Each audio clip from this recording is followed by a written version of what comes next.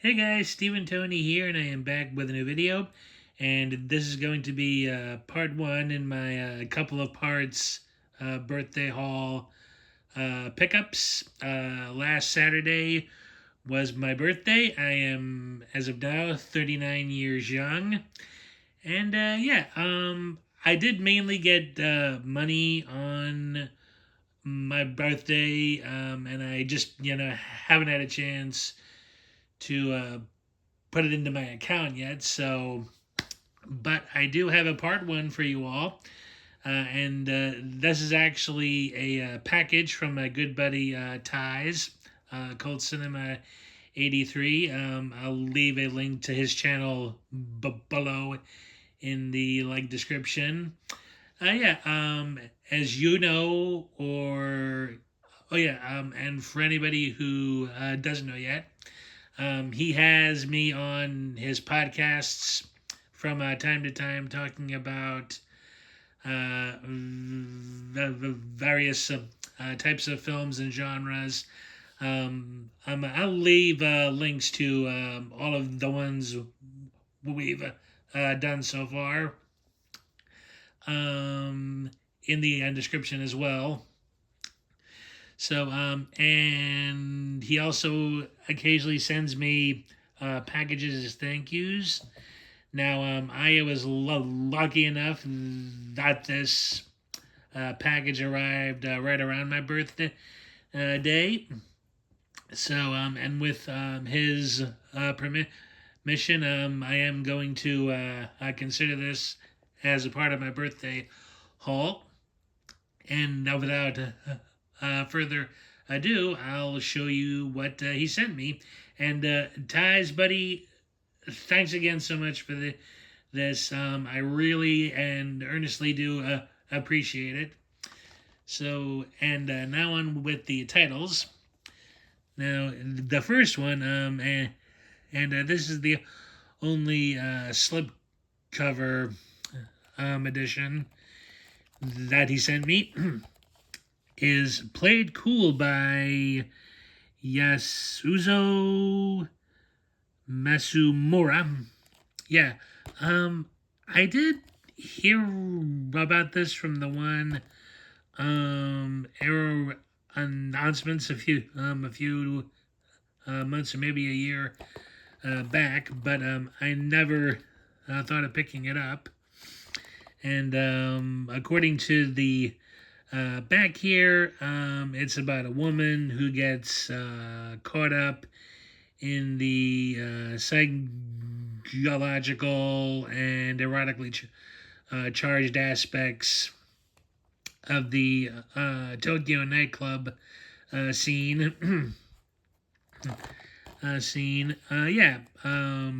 And I do enjoy a good erotica from time to time.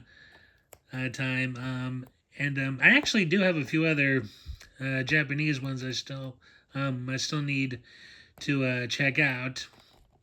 But but this one sounds slightly more thought provoking, which isn't too bad of a thing, honestly.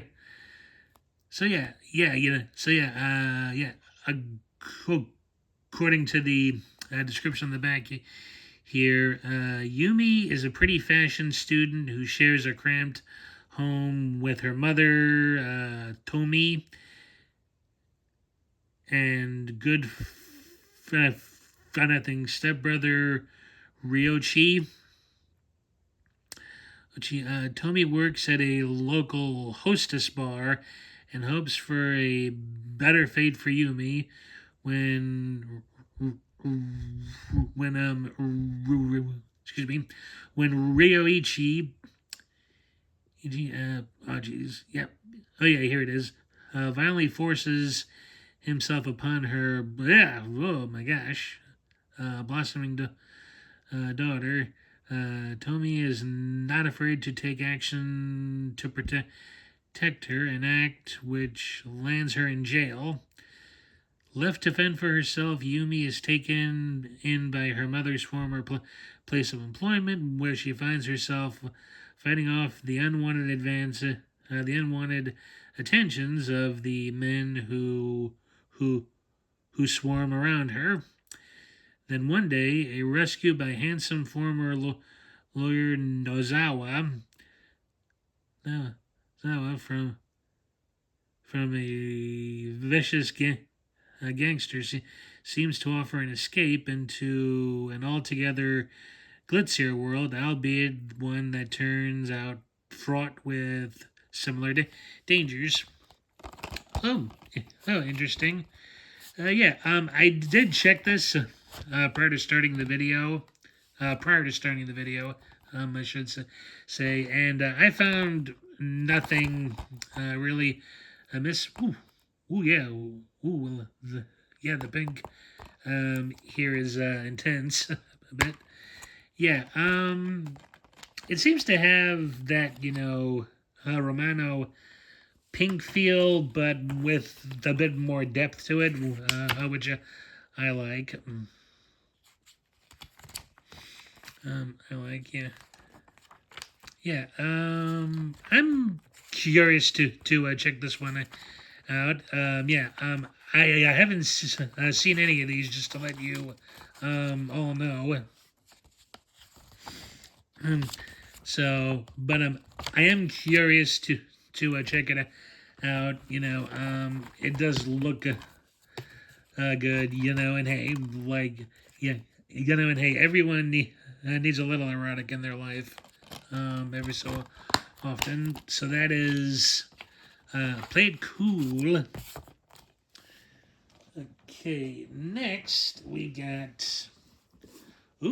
And that was a pleasant surprise he sent me, actually, and that is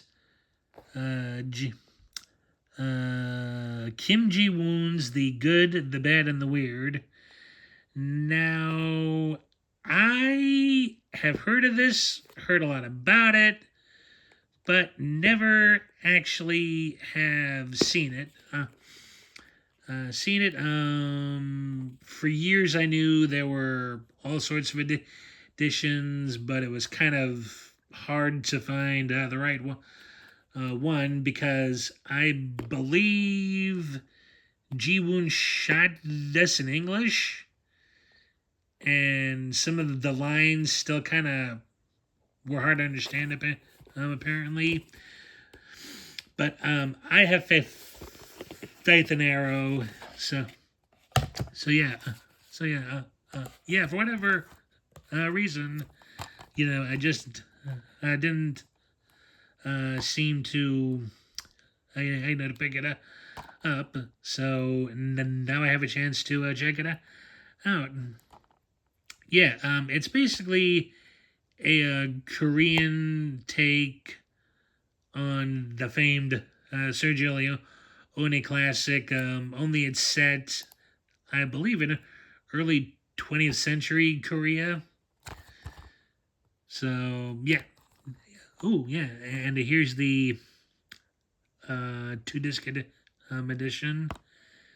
Let's see, disc 1 has the film, and disc 2 is the features. Really looking forward to checking this one out so soon as well. Cool lobby cards here of all the characters. Wow, that's nice. Cool, and I believe that's same in the back. So those are 3 searchers.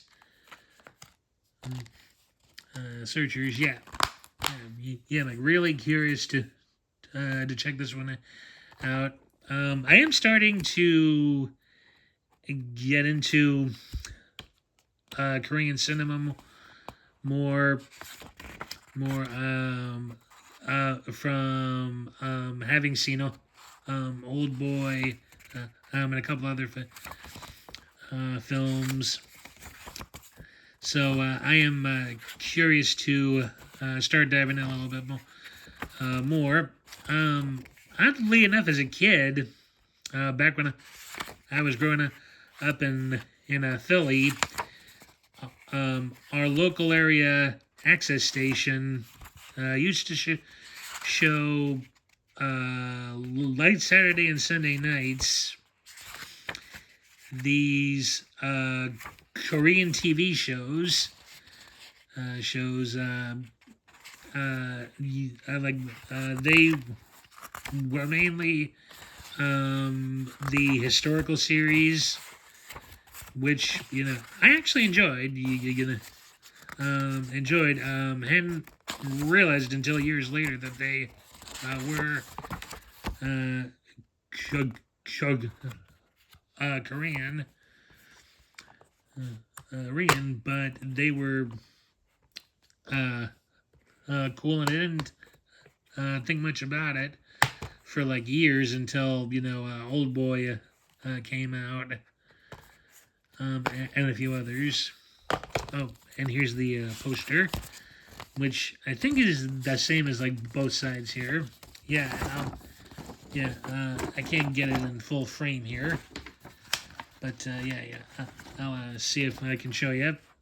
Yeah, very nice. Yeah, quite nice. Yeah, yeah. Oh yeah, like really looking forward to checking this one out soon as well. Let's see. I'm not familiar with any of the actors in it, but I'm sure I'll enjoy it. And I think this is gonna be the first Arrow edition I have where the film is on one disc and the features are on the other. Although there's a couple of special features on here. Let's see. There's brand new audio commentary and the original um, audio commentary audio commentaries that you get on both the uh, on the Korean version and the U.S. version, and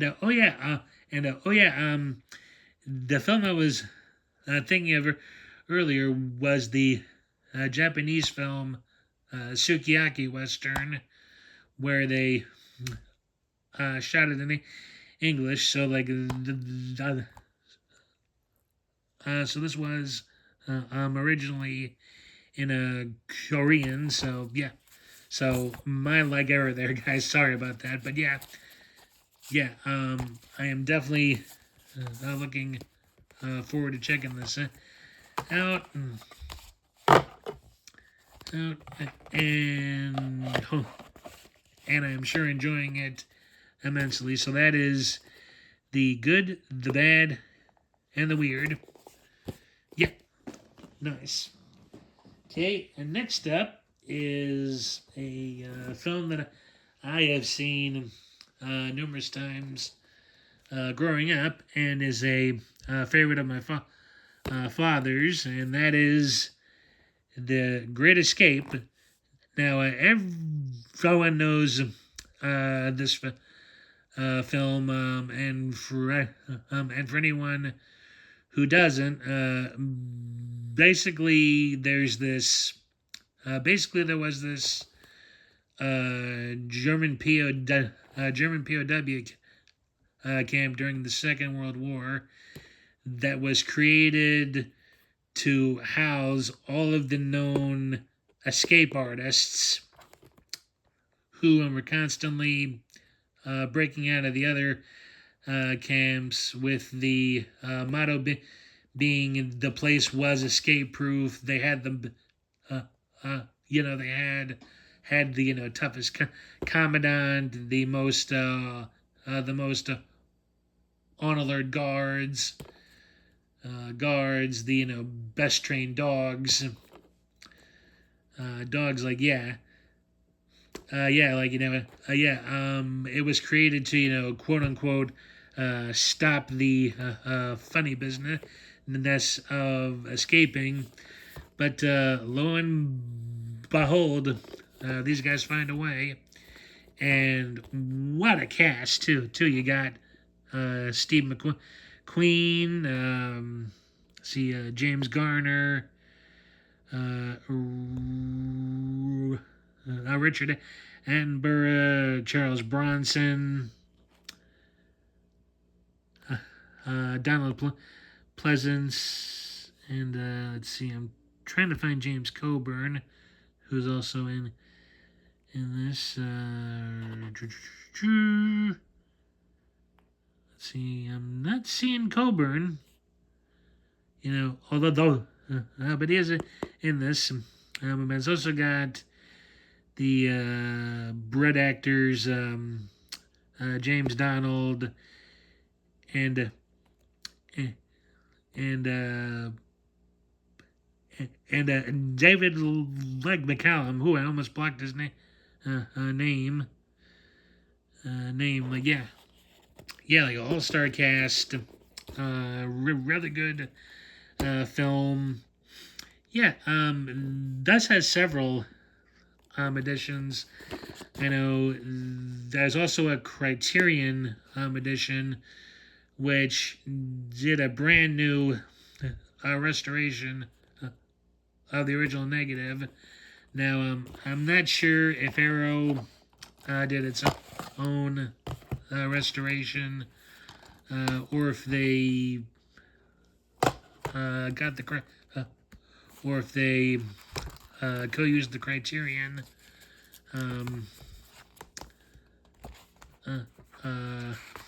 job. But like really excellent film.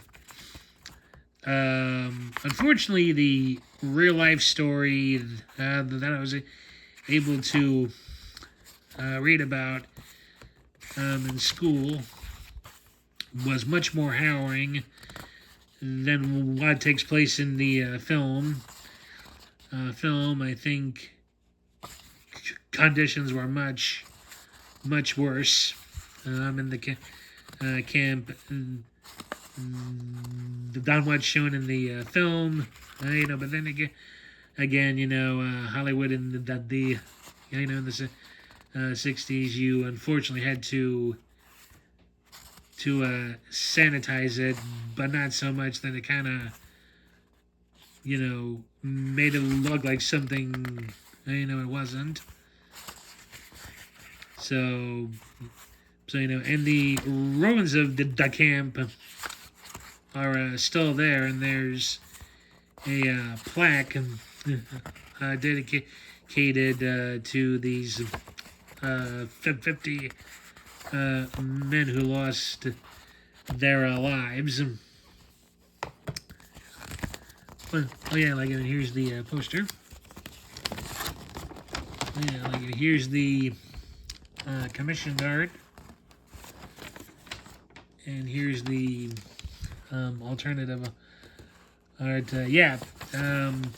The Criterion's edition is a pretty cool.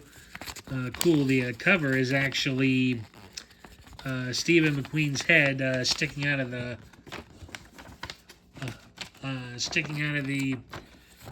tunnel end as they're getting ready to escape. I like escape, but this is pretty cool too. And this, excuse me, guys, sorry about that. I'll leave that in. I'll leave that in for free. So yeah, really good war film. Not entirely accurate, but a fair telling either way. Great cast, good story, and great direction. Oh, and here's a cool piece of trivia for you.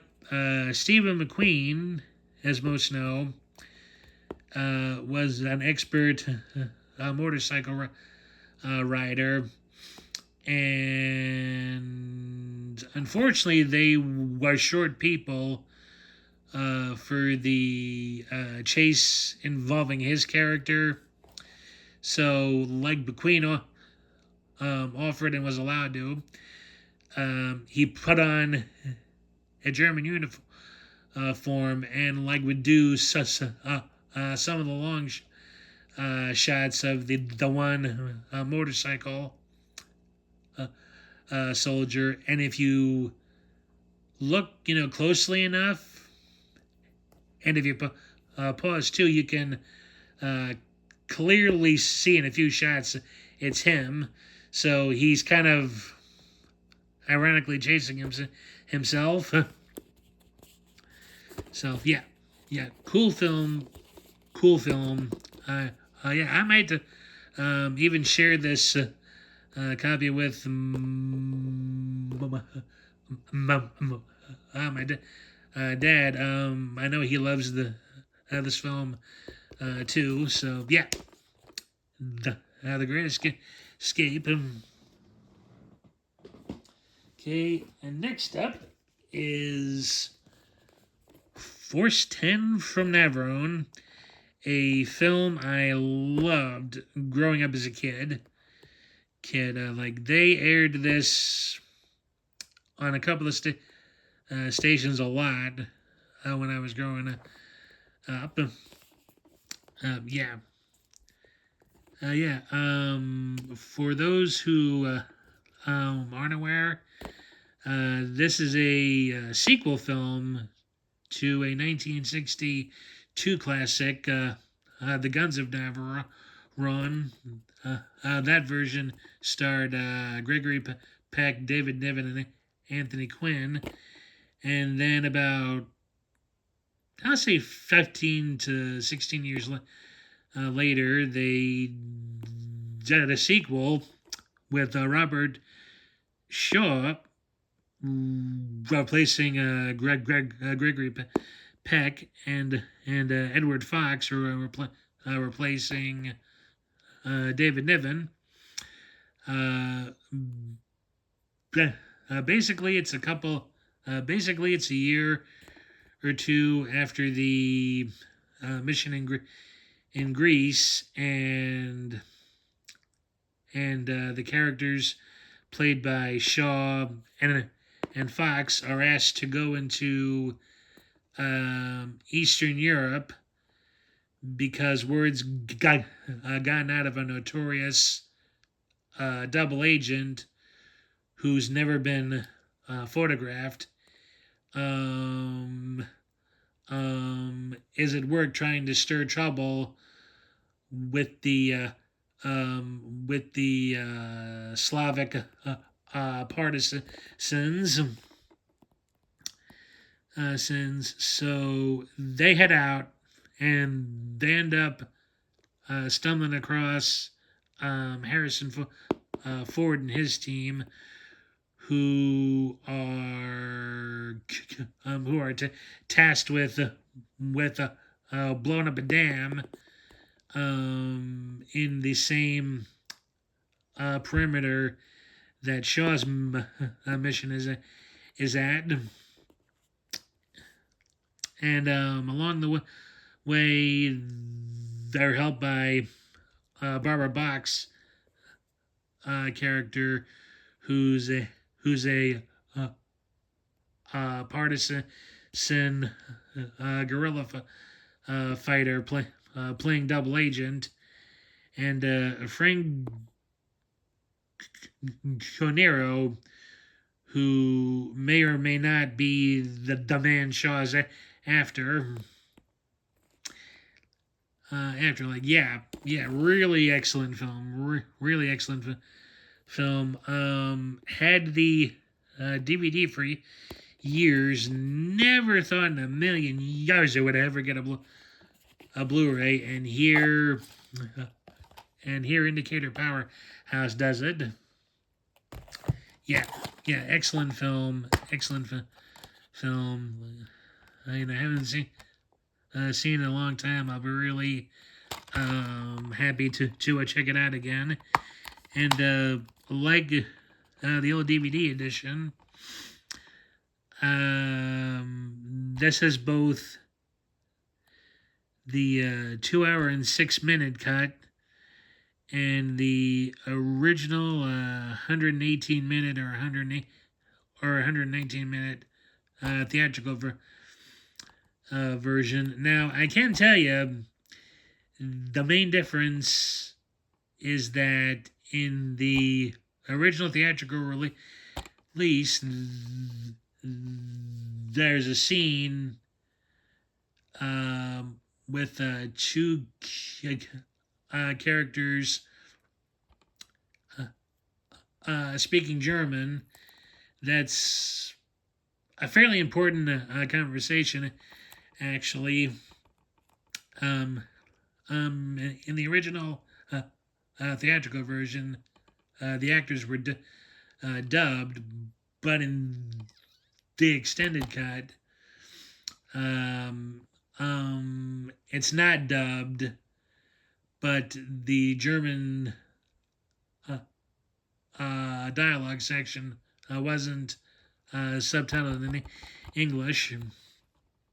I know.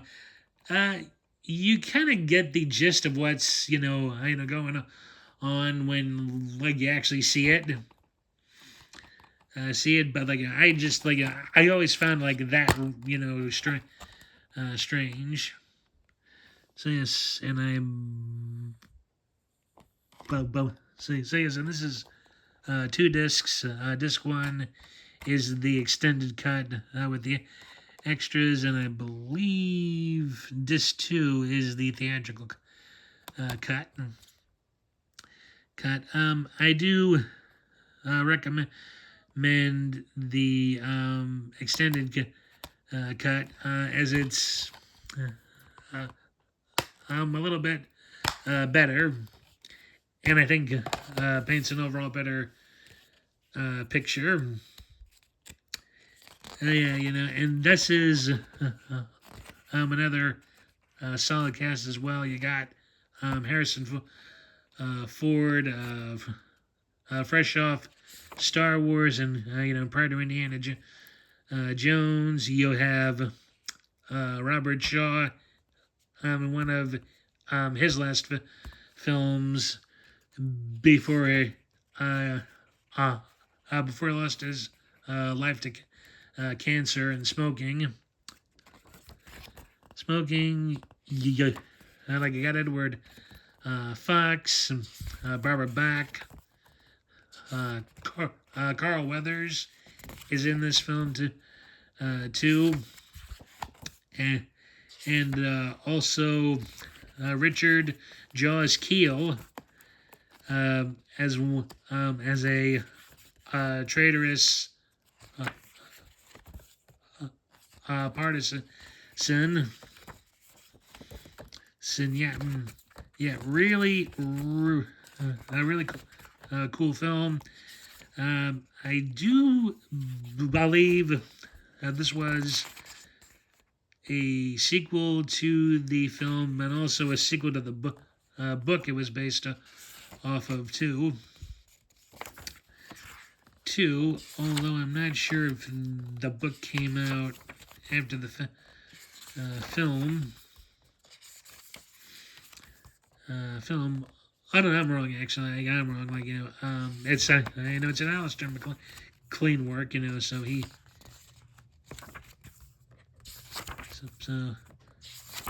So yeah, but but a really cool, film. Oh yeah, and there's the director, Guy Hamilton, who did a couple of James Bond films, and was an assistant to Carol Reed on The Third Man. Yeah, really good war film. It's action packed. It's a bit grittier. since it came out in the late 70s, you know, and and you could get away with, excuse me, you could get away with more, yeah, excellent film, film.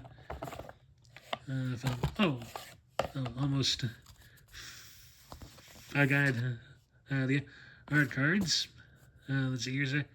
Here's Edward Fox. Oh, a dashing Carl Weathers. This came out, I think, in the between Rocky 1 and Rocky 2. And here's Barbara Bach in a still that I don't think ended up in the film. Let's see, and here's Shaw and Harrison Ford and Back Like You Had a Fox.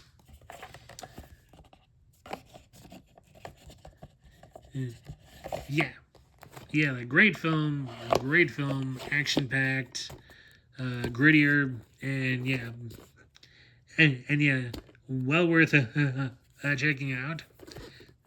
So that is Force 10 from Never On. Okay, and last, but certainly not least, is is my first Umbrella title that Thijs was kind enough to include, and it is a super edition as well, and that is Takashi Miike's Agitator. Now, I do think this is getting a Radiance release. In the US, it's a solo release, and in the UK, it's part of a trilogy. But like this, the Dashin looks super cool. Cool, yeah. Ooh. If life is married, then why shouldn't the two of us smash into it, hit as hard as we can? Whew, man. Yeah, like this is definitely a Yakuza flick. Oh yeah, and here's the nice slip cover, and here's the discs, or disc I mean.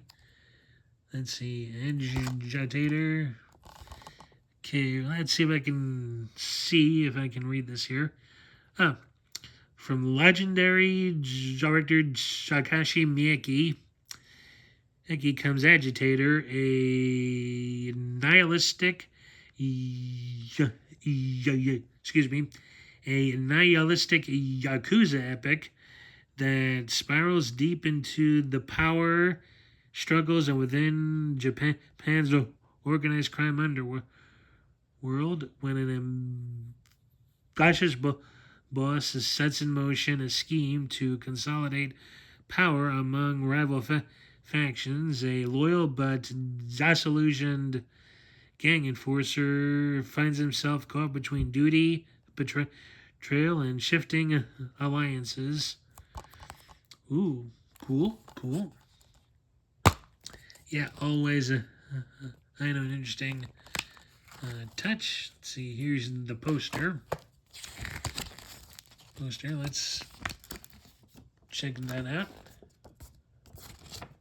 Let's see, I think it's the same on both sides. Yeah, nice. Yeah, I did finally check out a Miyake film in a Yakuza graveyard, and he is a very interesting filmmaker. I know he has a penchant for blood and gore, which luckily that film doesn't have too much of until towards the end. And but yeah, like I can see it in like why he's like a very debated figure.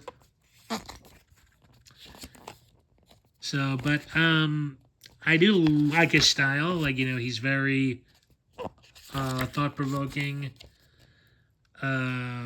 He's also very traditional to an extent as well. Like aspects of honor and love, like and loyalty. Not just loyalty to a gang, but loyal to a spouse, loyal to friends, loyal to family. Yeah, yeah, yeah. Stuff like this. I think I would prefer to see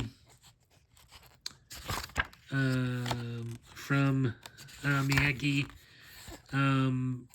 For a long time, I only knew him for Itchy and the Killer, which was an insane and bloody,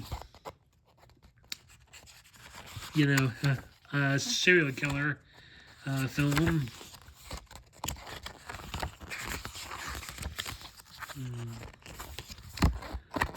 Film, like that was just like bonkers crazy, crazy, and yeah. All right, here's the our cards. Let's see if I can peel it back, just as like Thijs I'm sure did. Thijs. Like sorry folks, sorry about that. Yeah. Ooh, cool and glossy ones too. Nice. Nice. Yeah. Yeah. So, I mean, I am curious about Miyagi now, thanks to that. So, I'll probably have to be like not cautious, but kind of selective on his films. Because I mean, like I don't mind blood, but when you're doing like buckets of it, and almost like a guys, guys it out. I got to,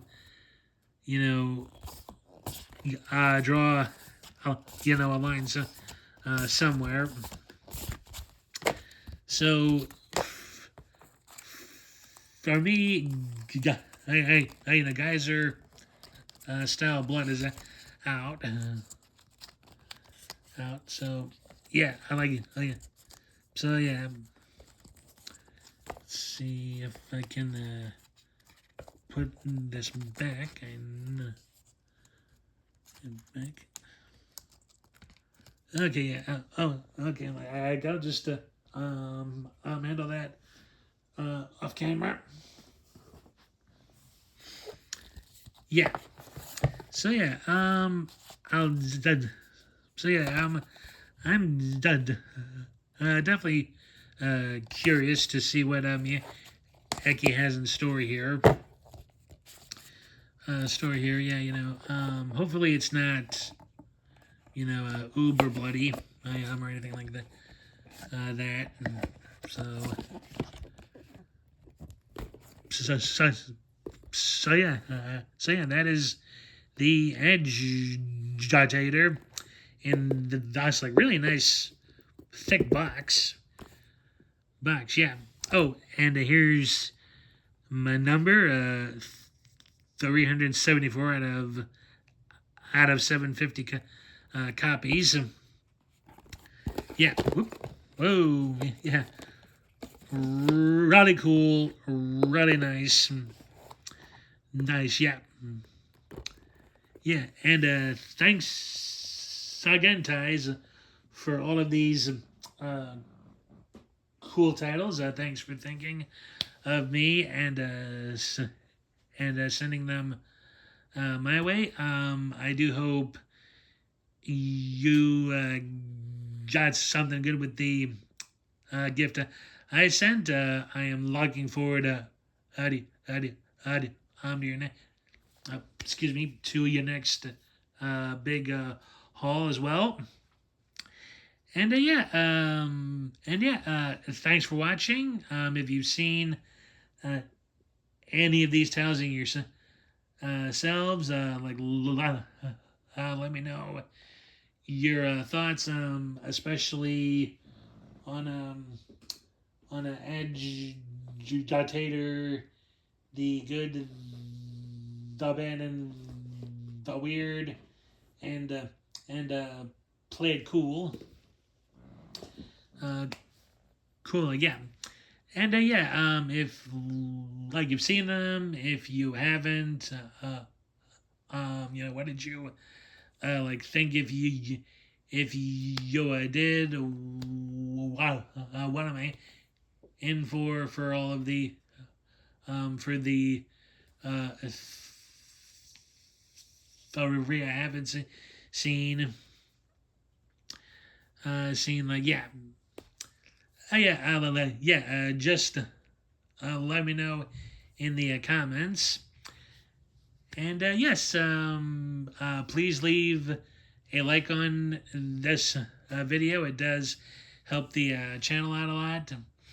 And if you haven't already and would like to, please hit that subscribe button and hit the bell notification button for more content like this. And yes, thanks again for watching. I hope you all enjoyed. And I'll see you all in the next one. Take care, everybody. Bye.